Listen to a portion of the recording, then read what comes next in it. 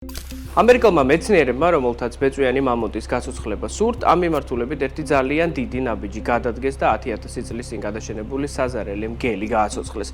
დღეს დედამიწაზე საზარელი მგლის 3 ლეკვია: რომულუსი, რემუსი და ხალესი, ანუ ჯორჯ R.R. მარტინის საკულტო წიგნების სერიას დაფუძნებული არანაკლებ საკულტო სერიალის „სატახტო და თამაშის“ ერთ-ერთი გმირი გაცოცხლდა.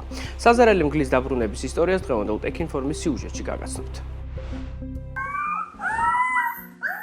ამერიკულმა ტექნოლოგიურმა კომპანია Colossal Bioscience-მა 10,000-ზე მეტი წლის წინ გადაშენებული საზარელი მგელი გააცოცხლა, რითაც სამეცნიერო ფანტასტიკა რეალობაში გადმოიტანა. თეთრი ბეწვის მქონე ეს არსება, რომელიც სიგრძეში 180 სანტიმეტრამდე, წონაში კი 80 კილოგრამამდე იზრდება და ერთ დროს კანადიდან ვენესუელამდე ტერიტორიაზე ბინადრობდა, თანამედროვე ადამიანებს შორის არავის უნახავს, რადგან ის ჯერ კიდევ მაშინ გადაშენდა, როცა ადამიანები ხეტიალს მორჩნენ, ერთ ადგილას დასახლდნენ და მცენარეების მოყვანა დაიწყეს. რომულუსი და რემუსი სწორედ ასე დაარქვეს კოლოსალის მეცნიერება გადაშენებული მგლის ჯიშის 2 ლეკვს, რომლებმაც დედამიწაზე 10,000 წლიანი პაუზის შემდეგ პირველად გაიარეს. მგლის ლეკვები მართალია საყვარლად გამოიყურებიან, მაგრამ სინამდვილეში ისინი უმოწყალო გარეული ცხოველები არიან, რომელთაც რაც არ უნდა უცნაური იყოს, არაფერი აქვს საერთო არც თანამედროვე მგელთან და არც ძაღლებთან. მეტიც რომულუსი და რემუსი ადამიანებს უფრთხიან და დანახვისთანავე გარიდებას არჩევენ. შესაძლოა გადაშენებულ ცხოველთა ჩამონართვალში ისინი სწორედ ამ თვისების გამო მოხვდნენ. საზარელი მგელი ჩრდილოეთ და სამხრეთ ამერიკის კონტინენტებზე ბინადრობდა და უმეტესწილად დიდი ზომის ბალახის მჭამელ ცხოველებზე ნადირობდა. საზარელი მგლის ტიპური მსხვერპლი გარეული ცხენი, გიგანტური ზარმაცა, მასტოდონტი, ბიზონი და აქლემი იყო. ცოტა ხნით ადრე ჩრდილოეთ ამერიკის ტერიტორიაზე ადამიანიც დასახლდა, რომელიც მგლის კონკურენტად ჩამოყალიბდა, მაგრამ ხელსაწყოების გამოყენებით აჯობა. მოგვიანებით დედამიწაზე გლობალური დათბობა დაიწყო და მეგაფაუნის წარმოადგენელთა დიდი ნაწილი უბრალოდ გადაშენდა. ადამიანი ადაპტირდა, ხოლო საზარელი მგელი ვერ ადაპტირდა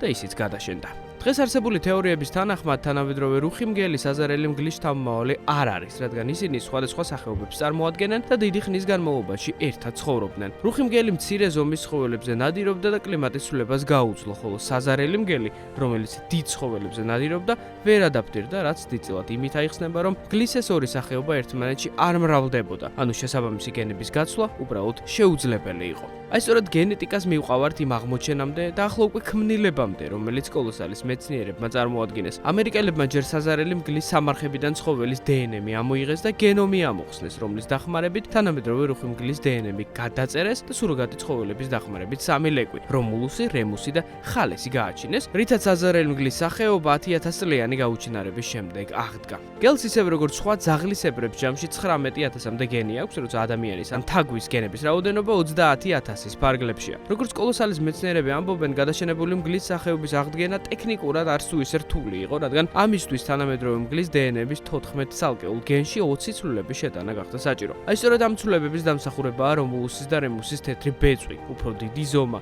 უფრო ძლიერი მხრები, განიერი თავი, უფრო დიდი კბილები და ყბები, მეტად დაკუნთული ფეხები და თავისებური ყმუილი და წკმუილი. თუმცა მნიშვნელოვანია ერთი გარემოება. ტექნიკურად კოლოსალის მიერ შექმნილი საზარელი მგელი არ არის ის ცხოველი, რომელიც 10,000 წლის წინ გადაშენდა, რადგან როგორც რამდენიმე წამით ადრე გაუწყეთ, საზარელი მგელი და რუხი მგელი იყვნენ არა ერთმანეთის ნათესავები, არამედ ერთ ტერიტორიაზე ერთ დროს მცხოვრები სახეობები, რომლებიც ერთმანეთშიც კი არ მრავლდებოდნენ. თანამედროვე საზარელი მგელი თანამედროვე რუხი მგლის გენების ცვლილებითაა მიღებული, შესაბამისად ტექნიკურ დონეზე საქმე ახალ სახეობასთან გვაქვს. ისე კი მთელ ამ ამბავში ყველაზე საინტერესო ისაა, რომ საზარელი მგელი არ არის ერთადერთი ცხოველი, რომელსაც კოლოსალის გუნდი გააცოცხლებს. მეტიც კომპანიის თავდაპირველი მიზანი სპილოს გენების გამოყენებით ბეწვიანი მამონტის გაცოცხლებაა. მეცნიერები ციმბირის ტუნდრაში მამონტის დაბრუნებას აპირებენ, რადგან ამ ცხოველებს მათი თქმით ტუნდრის გარემოს გაუმჯობესება შეუძლიათ. ჩრდილოეთის ამ ეკოსისტემაში, რომელიც ახლა ხავსითაა დაფარული, ოდესღაც მინდორ ველები იყო, ხოლო ბეწვიანი მამონტი ამ ეკოსისტემის ინჟინრად მუშაობდა, ანუ ხავსით და ხის ნაყოფით იკვებებოდა და ფეკალიებით ნიადაგს ანაყოფიერებდა. ჰარვარდის ბიოლოგის ედვარდ ოსბორნ უილსონის დათვლებით ყოველწლიურად გადაშენებისაკენ ცხოველთა საშუალოდ 30,000 სახეობა მიექანება, ანუ ცხოველთა 100-მდე სახეობა ყოველ დღე გადაშენებისკენ